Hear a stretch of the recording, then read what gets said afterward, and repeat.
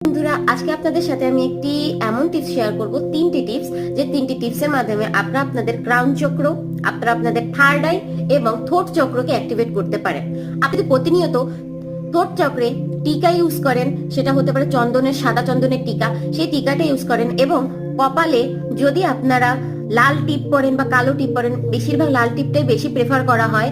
এবং যারা বিবাহিত নারী আছে তারা যদি সিঁদুর পরেন, কিন্তু সিঁদুর পরার ক্ষেত্রেও আবার কিছু নিয়ম আছে, সেই নিয়মটাও আমি আপনাদের আরেকটা আলাদা ভিডিওতে বলে দিয়েছি, সেটা আমার চ্যানেলে গিয়ে দেখে আসবেন। আমাদের যে ক্রাউন চক্র আছে এটা সিঁদুরে অ্যাক্টিভেটেড হয়, আমাদের টিপে হয় গিয়ে আমাদের থার্ড আই অ্যাক্টিভেটেড, এবং এখানে গলায় যদি আমরা তিলক পরি বা তুলসীর মালা পরি, বা যদি তুলসীর মালাও না পড়তে পারি সেক্ষেত্রে যদি আমরা সিলভারের চেন পরি, সেক্ষেত্রে আমাদের এই তিনটা চক্র অ্যাক্টিভেটেড হয়।